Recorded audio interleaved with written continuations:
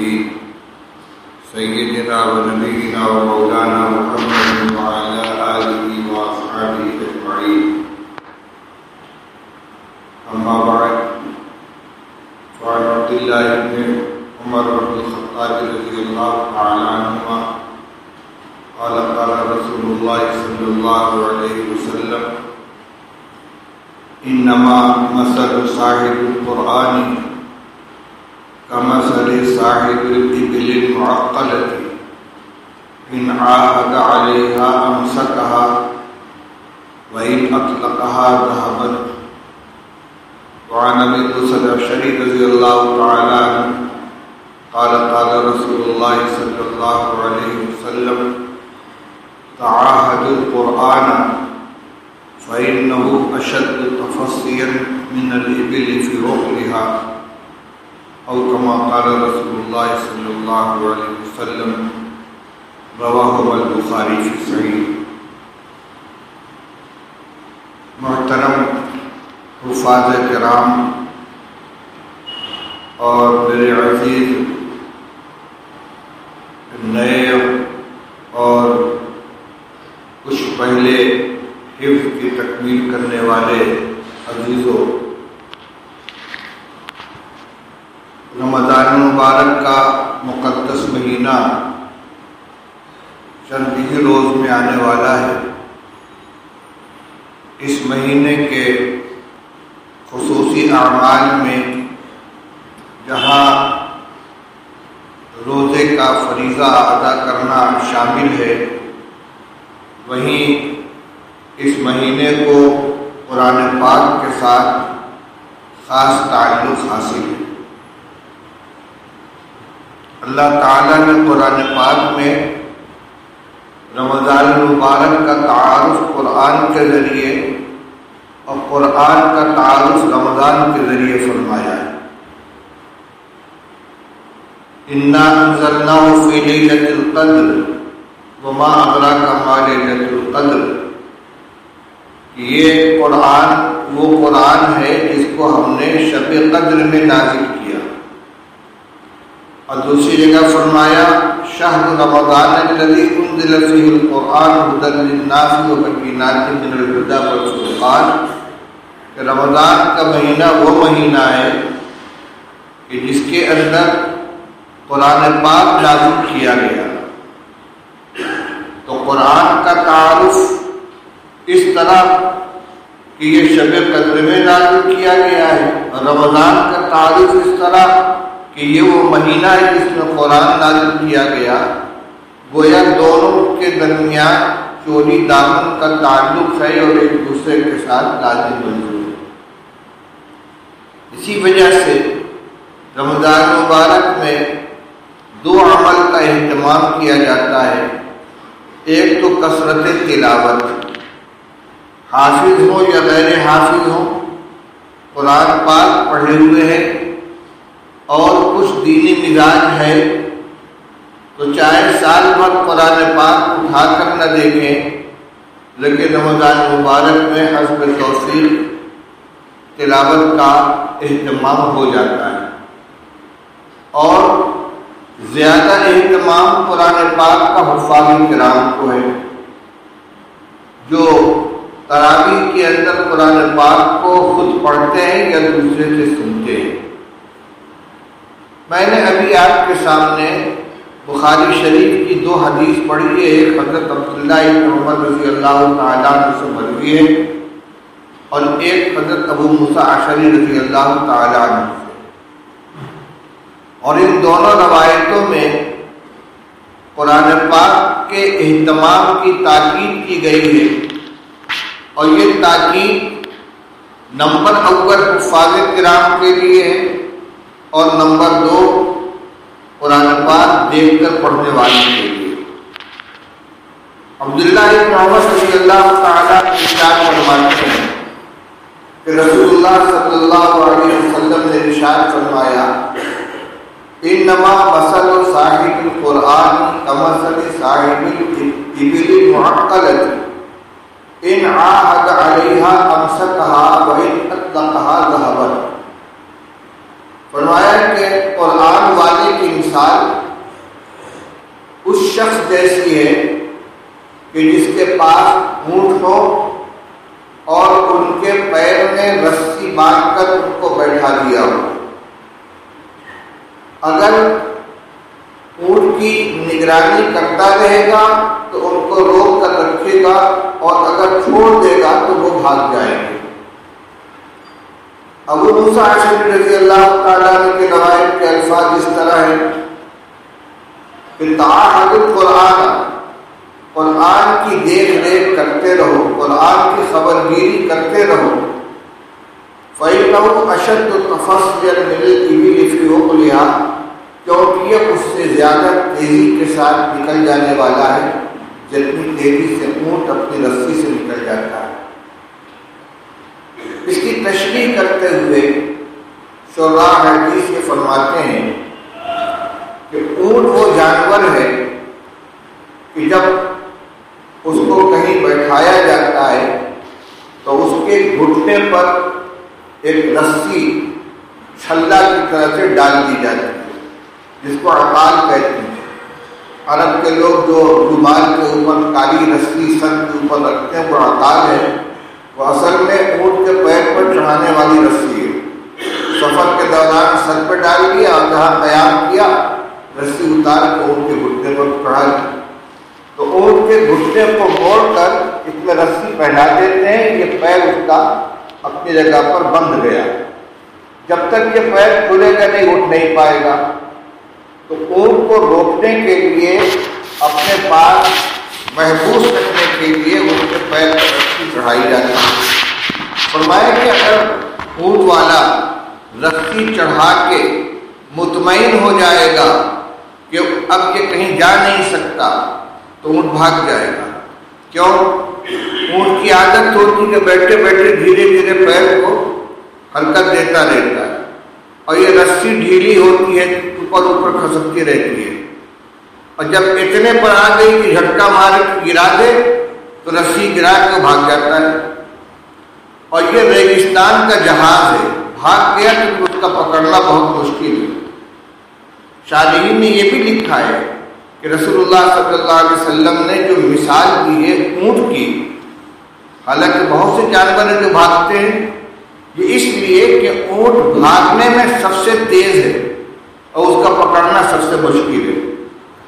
فرمایا جیسے اونٹ کو بیٹھا لینے کے بعد اس کی طرف سے غافل نہیں ہونا ہے، بار بار دیکھنا ہے، بار بار نظر کرنی ہے، بار بار نگرانی کرنی ہے، تب تو وہ اونٹ رکے گا، اور اگر اس کی طرف سے غافل ہو جائے گا تو وہ بھاگ جائے گا۔ رسول اللہ صلی اللہ علیہ وسلم فرماتے ہیں کہ قرآن کو یاد کر لینے کے بعد حافظ اگر مطمئن ہو گیا کہ مجھے تو قرآن یاد ہو گیا، میں نے دور بھی سنا لیا، میری دستار بندی بھی ہو گئی، اب تو میں رجسٹرڈ حافظ ہوں،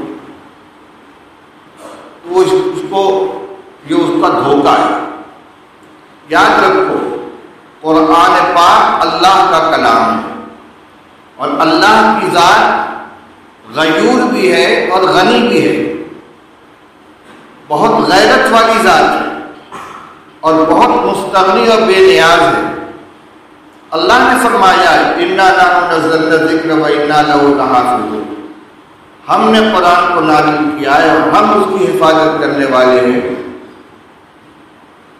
اگر ہم حافظ بن کر قرآن کی حفاظت کے عمل میں شریک ہو جاتے ہیں تو یہ ہماری خوش قسمتی و سعادت مندی ہے۔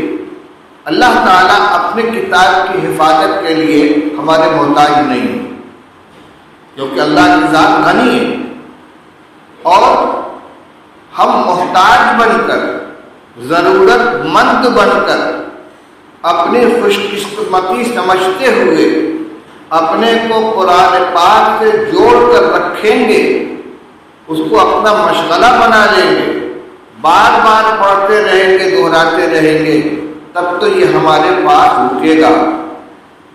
اور اگر ہم بے نیازی برتیں گے، بے توجہی برتیں گے، تو اللہ کی ذات بڑی غیور ہے کہ تم میری کتاب کے ساتھ یہ برتاؤ کرتے ہو، استغنا کا معاملہ، بے توجہی کا معاملہ، کہیں ایسا نہ ہو کہ یہ سینے سے نکل جائے۔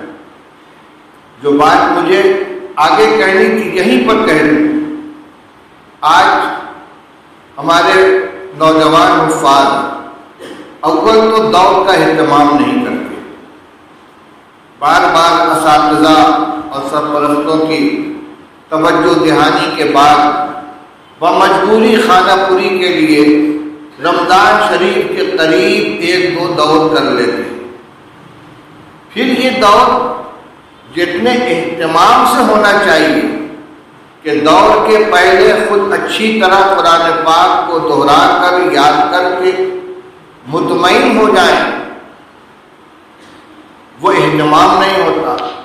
دوسرے جب دور کے وقت بیٹھتے ہیں تو دل اور دماغ اور کان اور آنکھ اور ہاتھ اور سینہ پورے جسم کے ساتھ پوری توجہ کے ساتھ اپنے آپ کو قرآن کی طرف متوجہ رکھنا ہے۔ اگر خدا نخواستہ دور اس طرح ہو رہا ہے کہ سامنے والا ساتھی سنا رہا ہے اور موبائل ہاتھ میں لیے ہوئے گیم کھیل رہے ہیں یا میسج دیکھ رہے ہیں یا اور کوئی کام کر رہے ہیں، یہ دور کسی کام کا نہیں۔ خدا نخواستہ اس وعید کے اندر نہ آ جائے جو ابھی میں نے آپ کو بتلایا کہ اگر اس کی نگرانی نہیں کرو گے تو تمہارے سینے سے نکل جائے گا۔ میں نے کہا کہ اللہ کی ذات بڑی غیور ہے، وہ علیم بذات الصدور ہے، ہمارے دل کی کیفیت کو بھی جانتا ہے، ہماری حرکات و سکنات کو بھی جانتا ہے، کیا کر رہے ہیں سب دیکھ رہا ہے۔ اس کی کتاب کا دور کر رہے ہیں، اس کے قرآن کو سن رہے اور سنا رہے ہیں، دماغ ہمارا کہیں اور ہے، آنکھ کہیں اور ہے، یا بیٹھے ساتھیوں سے مذاق کر رہے ہیں، ہنس رہے ہیں اور کان ادھر لگا ہوا ہے، یہ قرآن کی بے حرمتی ہے، یہ قرآن کے ساتھ مذاق ہو رہا ہے۔ اس لیے میرے عزیزوں، اللہ نے یہ دولت جو عطا فرمائی اس کی قدر کرو، کہیں ایسا نہ ہو کہ ناقدری سے یہ تمہارے سینے سے نکل جائے۔ لئن شکرتم لازیدنکم ولئن کفرتم ان عذابی لشدید، اگر شکر کرو گے تو نعمت پہ اضافہ ہوگا اور ناشکری کرو گے تو اللہ تعالیٰ فرماتے ہیں میری سزا بہت سخت ہے۔ قرآن نعمت ہے اور حفظ قرآن بہت بڑی نعمت ہے۔ اس نعمت کی قدر یہ ہے کہ اس کی حفاظت کی جائے، ایسی حفاظت کی جائے کہ بالکل ازبر ہو جائے۔ ہمارے یہاں عام طور سے حفاظ کرام رمضان مبارک کے قریب دور کرتے ہیں، تیاری کر لیتے ہیں، کچھ ماشاءاللہ وہ بھی ہوتے ہیں جن کو بہت اچھا یاد ہے، کچھ اٹک اٹک کے پڑھ لیتے ہیں، لقمہ کا ضرورت پیش آتی ہے، لیکن قرآن پاک جیسا محفوظ ہونا چاہیے جس کی نظیریں آج بھی موجود ہیں، عام طور سے ایسے حافظ کم پائے جاتے ہیں۔ حضرت مولانا رشید احمد گنگوئی رحمۃ اللہ علیہ کے صاحبزادے حافظ مسعود صاحب، حافظ بھی تھے، قاری بھی تھے، بہت عمدہ قرآن پڑھتے تھے، وہ تراویح میں قرآن سناتے تھے حضرت گنگوئی رحمۃ اللہ علیہ۔ ان کا انتقال ہو گیا حضرت کی حیاتی میں۔ جب رمضان قریب آیا مولانا گنگوئی رحمۃ اللہ نے فرمایا بھائی اب مجھے قرآن کون سنائے گا؟ اس کے بعد خطاب کر کے حضرت مولانا محمد زکریا صاحب رحمۃ اللہ علیہ کے والد مولانا محمد یحییٰ صاحب سے، مولانا الیاس صاحب رحمۃ اللہ علیہ کے بھائی، اور یہ دونوں حضرات حضرت گنگوئی کی خدمت میں رہتے تھے، مولانا الیاس صاحب بھی، مولانا گنگوئی مولانا یحییٰ صاحب بھی۔ تو مولانا گنگوئی رحمۃ اللہ علیہ نے مولانا یحییٰ صاحب سے فرمایا کہ بھائی تم بھی تو حافظ ہو۔ مولانا یحییٰ سے فرمایا حضرت میں تو فارسی میں قرآن پڑھوں۔ فارسی میں قرآن کا مطلب یہ ہے کہ حافظ مسعود صاحب بہترین قاری تھے، لہجہ بھی بہت عمدہ، پڑھنے کا انداز بھی بہت عمدہ، یاد بھی بہت عمدہ. اور مولانا یحییٰ صاحب کا وہ انداز نہیں تھا. فرمایا بھائی حضرت میں تو فارسی میں قرآن پڑھوں، فرمایا تمہیں سناؤں. حضرت شیخ رحمۃ اللہ علیہ اس واقعے کو نقل کرنے کے بعد فرماتے ہیں کہ والد صاحب فرماتے تھے کہ مدت ہو گئی تھی مجھ کو قرآن ہاتھ میں لیے ہوئے. کیوں؟ اس لیے کہ حضرت قرآن کا ورد رہتا تھا. ہم وقت قرآن پاک کی تلاوت کرتے رہتے. چنانچہ ان کا کتب خانہ تھا مکتبہ یحییہ جو آج بھی ہے. آرڈر آتا تھا کتابوں کا، کتابیں نکال رہے ہیں، چھانٹ رہے ہیں، بنڈل بنا رہے ہیں، سلائی کر رہے ہیں، پتہ لکھ رہے ہیں، مگر قرآن جاری ہے. عموماً ایک دن میں قرآن ختم ہو جاتا تھا. تو اتنی مدت ہو گئی تھی قرآن پاک کو ہاتھ لگانے کی نوبت نہیں آئی تھی. اس وجہ سے نہیں کہ پڑھتے نہیں تھے، بلکہ ایسا یاد تھا کہ کبھی مراجعات کی ضرورت پیش نہیں آتی تھی اور ہم وقت قرآن کا دور چلتا رہتا تھا. اور آج بھی اللہ کے بہت سے بندے ایسے ہیں کہ جو یومیہ قرآن پاک ختم کر لیتے ہیں. ابھی 1 مہینہ بھی نہیں ہوا ہے دیوبند میں قاری عبدالرحیم صاحب کا انتقال ہوا مسجد کے پڑوس میں. ان کے انتقال کے بعد لوگوں نے بتلایا کہ پورے سال ان کا معمول 15 پارہ یومیہ تلاوت کا تھا اور رمضان شریف میں 1 پارہ. تقریباً 80 سال کی عمر میں ان کا انتقال ہوا. ایک پارہ نہیں، ایک قرآن پورا. رمضان میں 1 قرآن یومیہ اور پورے سال 15 پارہ یومیہ کی تلاوت کا معمول تھا. جو اتنی تلاوت کرنے والا ہوگا اس کو ظاہر بات ہے کہ دوڑ کی ضرورت نہیں پیش آئے. دوڑ تو ایک مجبوری کی چیز ہے، ورنہ سال بھر قرآن پاک کے ساتھ ایسا تعلق رہنا چاہیے کہ جب جہاں سے پڑھنے کی ضرورت پیش آئے بالکل فرق نہ پڑے.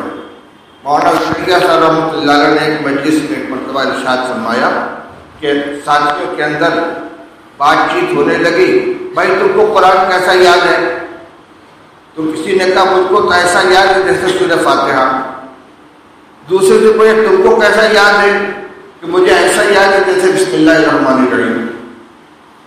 پورا قرآن پاک ایسا یاد ہے جیسے بسم اللہ الرحمن الرحیم. یہ ایک دن کی محنت کا نتیجہ نہیں ہے، سال بھر قرآن پاک کے ساتھ دور کا یہ تعلق رہے. 2 سال پہلے ہانگ کانگ جانا ہوا تھا میرا. وہاں ایک بیان ہوا، اس کے بعد ایک استقبالیہ تقریب تھی ایک ہال میں.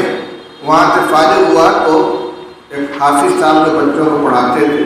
ان کا تھوڑی دیر کے لیے میرے آفس میں چلیے، بغلی میں آفس میں وہاں چلا گیا کہ یہ بچے ہمارے حفظ سے فارغ ہوئے، ذرا ان سے قرآن سن لیجیے. وہ قرآن کے کمپیوٹر تھے. 2-3 بچے تھے، 2 کا تو میں نے خود امتحان لیا. ان سے پوچھتے ہیں سورہ بقرہ کی آیت نمبر 13 پڑھو. پڑھنی شروع کر دی. آدھی آیت پڑھی تھی تو اس سے پہلے والی اس کو پڑھنا شروع کر دیا. اچھا 2 آیت کے بعد کی پڑھو، اس کو پڑھنا شروع کر دیا. سورہ بقرہ سنا رہے، سورہ طلاق کی آیت نمبر 15 اس کو پڑھنا شروع کر دیا. اس کے پہلے والی آیت، وہ اس کے پہلے والی آیت، اس کے پہلے والی آیت. یعنی ایسے جیسے قرآن کھلا ہوا سامنے رکھا ہوا اس کو دیکھ کے پڑھ رہے ہو. آیت پڑھ کر مجھ سے پوچھتے ہیں تو پڑھنا شروع کر دیا. سورت کا اور آیت کا نمبر بتا رہے ہیں، اس کو پڑھنا شروع کر دیا. اور عمر یہی 14-15 سال کی تھی. پہلے تو ایسے بچوں کا ویڈیو سنا تھا، دیکھا تھا، لیکن خود بچوں کو دیکھا وہ بھی تو اسی گوشت پوش کے بنے ہوئے ہیں، انہوں نے بھی اسی طریقے سے قرآن یاد کیا ہے. میں اپنے عزیز حفاظ کرام سے کہنا چاہتا ہوں کہ جو معاملہ آپ کا قرآن پاک کے ساتھ یہ قابل اطمینان نہیں ہے. اول تو یہ کہ دور کا پورا اہتمام کریں. اب تو رمضان شریف سر پہ آ گیا ہے. دوسرے یہ کہ یہ صرف رمضان کی تیاری کے لیے نہیں ہونا چاہیے. حفظ کی حفاظت، ایک تو قرآن کا حفظ ہے، پھر اپنے حافظہ کی حفاظت کی حافظہ باقی رہ جائے. اس کے لیے بہت ضروری ہے کہ سال بھر قرآن پاک کا ورد رہنا چاہیے۔ اچھا، بعض حافظ ذرا سا ان کا پڑھنا کمزور ہے، ہمت ہار جاتے ہیں، پڑھ نہیں پائے۔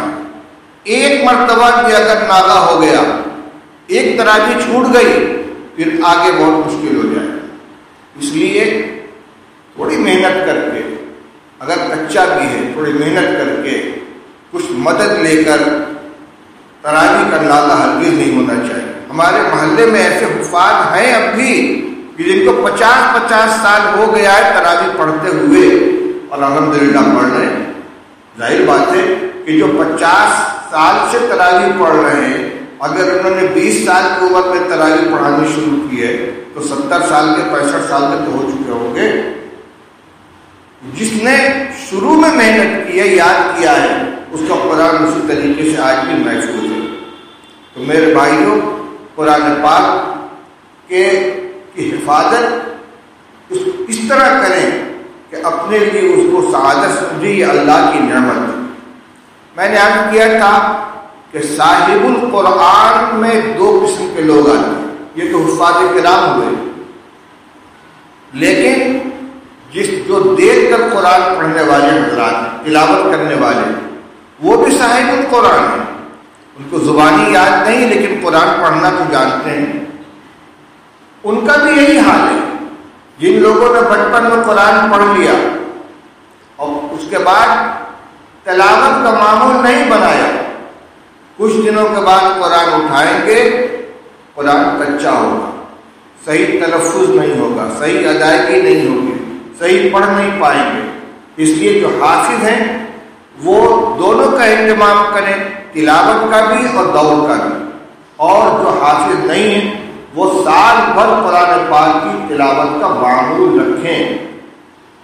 جو روایت میں نے ابھی سنائی تھی آپ کو بخاری شریف کی، اس کی شرح میں یہ بات لکھی ہوئی ہے کہ جیسے حافظ دور چھوڑ دے گا تو اس کا قرآن کچا ہو جائے گا، یادداشت کمزور ہو جائے گی، ایسی نادرہ پڑھنے والے قرآن پاک کو دیکھ کر پڑھنے والے اگر یومیہ تلاوت ترک کر دیں گے تو ان کا قرآن بھی کمزور ہو جائے گا۔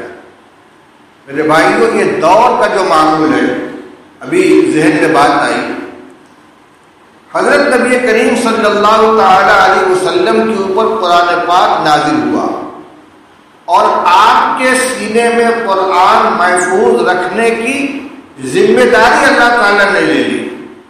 سورہ قیامہ کی آیت ہے، لا تحرک به لسانک لتعجل به ان علینا جمعہ وقرآنہ فَإِذَا قَرَأْنَاهُ فَاتَّبِعْ الْقُرْآنَ۔ حدیث میں آتا ہے کہ جبریل امین علیہ السلام جب وحی لے کر آتے تھے اور رسول اللہ صلی اللہ علیہ وسلم کو قرآن پاک پڑھ کر سناتے تھے تو آپ ساتھ ساتھ جلدی جلدی اس کو دہراتے تھے۔ ادھر جبریل قرآن سنا رہے ہیں اور آپ ساتھ ساتھ دہرا رہے ہیں، ظاہر بات ہے اتنی بڑی محنت لگتی تھی، تعب آتا تھا۔ تو قرآن کی آیت نازل ہوئی، لا تحرک به لسانک لتعجل به، جلدی جلدی قرآن یاد کرنے کے لیے آپ اپنی زبان کو حرکت نہ دیں۔ ان علینا جمعہ وقرآنہ، اس قرآن کو آپ کے سینے میں محفوظ کر دینا، پھر آپ کی زبان سے اس کا ادا کرا دینا ہمارے ذمہ ہے۔ جمعہ لک صدرک، قرآن کو آپ کے سینے میں محفوظ کرا دینا اور پھر اس کا پڑھوا دینا ہمارے ذمہ۔ ان علینا جمع قرآن فإذا قرأناه فاتبع القرآن۔ عبداللہ ابن عباس رضی اللہ تعالیٰ نے اس کی تفسیر فرماتے ہیں، لہذا جب ہم یعنی ہمارا فرشتہ قرآن پڑھے تو آپ خاموش رہ کر سنا کریں۔ تو دیکھیے، قرآن کو یاد کرانے کی ذمہ داری اللہ تعالیٰ نے لے لی، گارنٹی ہو گئی، یہ کبھی بھولے گا نہیں۔ اور قرآن لے کر آنے والے کون ہیں؟ جبریل علیہ السلام، جن کا کام ہی ہے وحی لے کر آنا۔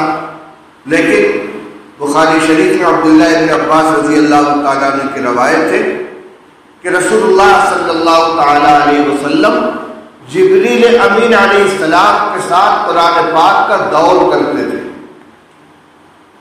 جبریل امین رسول اللہ صلی اللہ علیہ وسلم کو قرآن پڑھ کر سناتے تھے، جتنا رمضان تک نازل ہو چکا ہوتا اس وقت تک پورا قرآن پڑھ کے وہ آپ کو سناتے تھے، آپ ان کو سناتے تھے۔ اور جس سال رسول اللہ صلی اللہ علیہ وسلم کی وفات ہوئی ہے اس سال 2 دور فرمایا یہاں، ایک دور سننا سنانا ایک مرتبہ، پھر دوبارہ سننا، دوسری مرتبہ دور فرمایا۔ میرے عزیزو، یہ قرآن کا دور، اس کے مقام کو سوچو سمجھو کہ کس کی سنت ہے؟ یہ جبریل امین علیہ السلام کی سنت ہے، اور یہ رسول پاک صلی اللہ علیہ وسلم کی سنت ہے، جن کے بارے میں سوچا بھی نہیں جا سکتا کہ ان کا قرآن کچا ہو جائے گا یا بھول جائے گا۔ اس لیے اگر بہت اچھا تم کو یاد ہے، یہ نہ سوچو کہ ہم کو دور کی ضرورت نہیں ہے، دور کرو، اور صرف رمضان کے سر پر آ جانے کے بعد نہیں، سارے کام دنیا کے ہوتے ہیں، کم مقدار میں صحیح، 1 مہینے میں نہ صحیح 2 مہینے میں پورا ہو جائے، 3 مہینے میں پورا ہو جائے، لیکن رمضان آنے سے پہلے 3-4 دور مکمل ہو جانا چاہیے، تاکہ رمضان شریف کی آمد کے موقع پر یہ فکر نہ رہے کہ کیسے تراویح پڑھوں گا۔ تو ایک تو یہ کہ دور ہونا چاہیے، دوسرے یہ کہ دور پوری توجہ کے ساتھ ہونا چاہیے، اور تیسری بات یہ کہ مسجدوں میں تو نظام بناتے ہیں مسجد کے ذمہ دار حضرات، کئی دن میں تراویح ہوگی، لیکن ہمارے بہت سے نوجوان حفاظ کرام کو یہ شوق ہوتا ہے کہ جلدی جلدی 1 ہفتے میں 10 دن میں اپنا قرآن سنا کے اس کے بعد پھر مٹر گشتی شروع کر دیں، یہاں جا رہے ہیں وہاں جا رہے ہیں۔ اصل یہ کہ قرآن پورے رمضان میں ہونا چاہیے۔ یہاں دیکھ رہا ہوں دیوبند میں تمام مسجدوں کے اندر عموماً 29ویں شب میں قرآن ختم ہوتا ہے، دارالعلوم کی مسجد قدیم میں بھی یہی ہے، مسجد رشید میں جہاں مولانا محمود صاحب کا اعتکاف ہوتا ہے وہاں بھی یہی ہے، مسجد چھتا میں جہاں مولانا ارشد صاحب کا اعتکاف ہوتا ہے وہاں بھی یہی ہے۔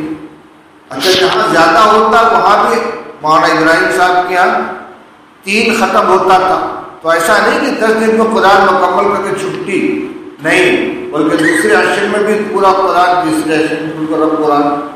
تو حفاظ کو اس کی فکر نہیں ہونی چاہیے کہ جلدی سے قرآن ختم کر کے اپنے کو فارغ کر لیں، بلکہ تراویح میں قرآن پڑھنے کا معمول ان کا آخر تک چلتے رہنا چاہیے۔ اگر مسجد میں جگہ نہیں ملی، اپنے طور پر بھی پڑھنا ہے تو مشورے سے ایسا نظام بنائیں کہ لمبی مدت تک قرآن پڑھا جائے، تاکہ اطمینان کا قرآن کا پڑھنا اور سننا دونوں پایا جائے۔ پھر یہ کہ بہت زیادہ مقدار ہو جاتی ہے، طبیعت میں بشاشت نہیں رہتی۔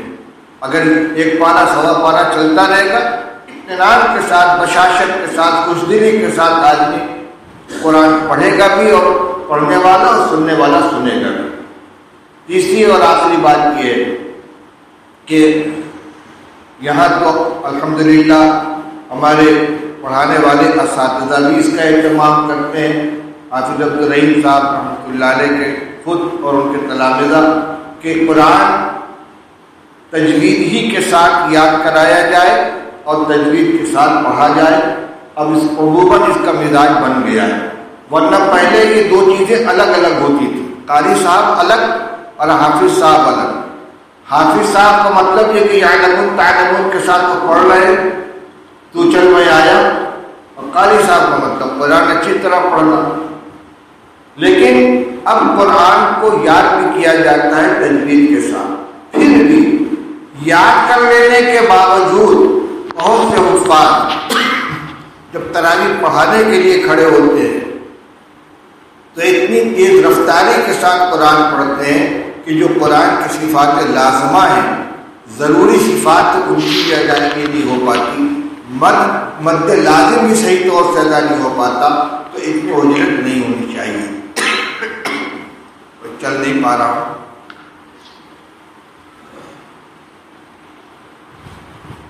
جتنی بات میرے ذہن میں آئی میں نے عرض کر دی۔ ابھی اساتذہ کرام جو اس کا موجود ہے یہ بتائیں کہ ان بچوں سے کچھ اور کہنے کی ضرورت ہے، کوئی خاص بات ہو تو بتا دیجیے۔ جلسہ مقصود نہیں تو مذاکرہ ہو رہا ہے، بات چیت ہے، تجربے سے، توجہ سے، کوئی اور بات ہو تو بتاؤ۔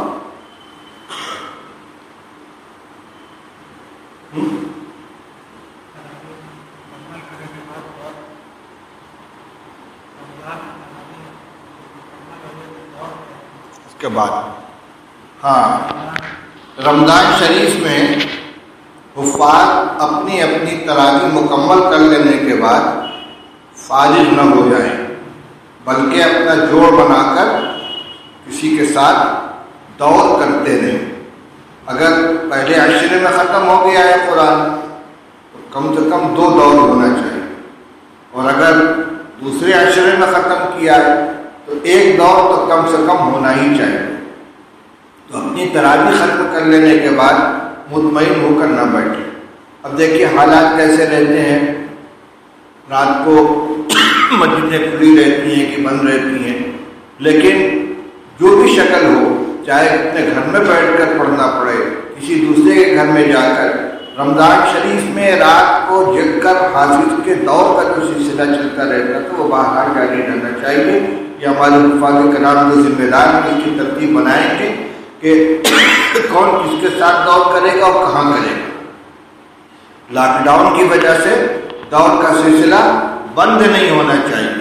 اگر مسجد میں اجتماعی طور سے تلاوت کی شکل بن جائے تو بہت اچھا ہے، لیکن اگر یہ نہیں بھی بن پاتی ہے تو دور کو موقوف نہیں کرنا چاہیے، دور کا کوئی نہ کوئی سلسلہ جاری رہنا چاہیے. اور جو بات میں نے شروع میں عرض کی تھی کہ ہمارے حفاظ کرام رمضانی حافظ نہ بنے، قرآن کے ساتھ ان کا تعلق پورے سال رہنا چاہیے. لہذا رمضان مبارک کے مکمل ہو جانے کے بعد بھی تلاوت کا اور دور کا یہ سلسلہ اسی طریقے سے باقی رکھیں.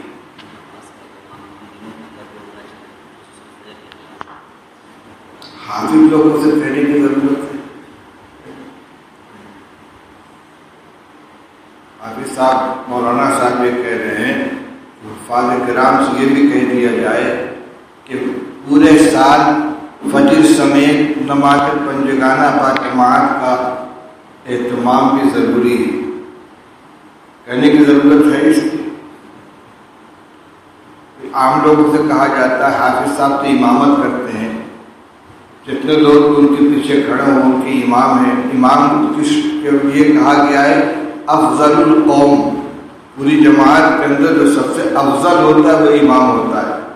تو جس کو مقام افضلیت حاصل ہے اس کو رمضان کیا پورے سال پنجگانہ نماز جماعت کے ساتھ مسجد میں ادا کرنے کا اہتمام ہونا چاہیے. رات کو 1 بجے 2 بجے تک اگر موبائل دیکھیں گے تو فجر کی نماز کیسے ہوگی بیچارہ. اس لیے یہ دونوں چیز ساتھ چلنے والی ہے، یا تو قرآن سے دوستی رکھو یا موبائل سے. دونوں چیزیں کرنا پڑے گا. کون سی چیز زیادہ جائے اللہ تعالیٰ اللهم صل على سيدنا ومولانا محمد وعلى آله وأصحابه وسلم. اللهم وفقنا لما تحب وترضى عدد ما تحب وترضى. اللهم يا ذا الجلال والإكرام، اللهم يا بديع السماوات والأرض، يا ذا الجلال والإكرام والعزة التي لا ترام، نسألك يا الله يا رحمن بجلالك ونور وجهك أن تلزم قلوبنا حفظ كتابك وارزقنا أن نتلوه على النحو الذي يرضيك عنا. اللهم يا بديع السماوات والأرض، يا ذا الجلال والإكرام والعزة لا ترام، نسألك يا الله يا رحمن بجلالك ونور وجهك أن تطلق بالقرآن ألسنتنا، وأن تستعمل به أبداننا، وأن تنور به قلوبنا، وأن تجعل القرآن ربيع قلوبنا وجلاء أحزاننا وذهاب همومنا. اے اللہ ہم سب کو قرآن پاک کی قدر دانی کی توفیق نصیب فرما. اس طرح تلاوت کرنے کی توفیق عطا فرما جو تجھ کو پسند ہے، جس سے تو راضی ہو جائے، جس سے تیری رحمت مقبول ہو. قرآن کا احترام کرنے کی توفیق عطا فرما. اے اللہ تو نہ تو محتاج ہے نہ تیری کتاب محتاج ہے، ہم محتاج ہے تیرے قرآن پاک. اے اللہ اس کا احترام کرنے کی، اس کی قدر کرنے کی ہمیں توفیق عطا فرما. اس کی برکات سے ہمیں مالا مال فرما. ہمارے گھروں کو منور فرما، ہمارے سینوں کو منور فرما، ہماری زبان کو منور فرما، ہماری نگاہ کو منور فرما. ہمارے لیے قرآن پاک کو حاضی اور رہنما بنا، اس کی تعلیمات پر عمل کرنے کی توفیق عطا فرما. حکومت کی بے اعتنائی سنت کی عبادت فرما. اے اللہ جو مبارک مہینہ آ رہا ہے، اپنے فضل سے اپنے کرم سے اس کے ایک ایک لمحے کی قدر کرنے کی توفیق عطا فرما، روزے کا بھی اہتمام کرنے کی توفیق عطا فرما، تلاوت کا بھی اہتمام کرنے کی توفیق عطا فرما۔ ربنا آتنا فی الدنیا حسنۃ وفی الآخرۃ حسنۃ وقنا عذاب النار، وصلی اللہ علی النبی الکریم برحمتک یا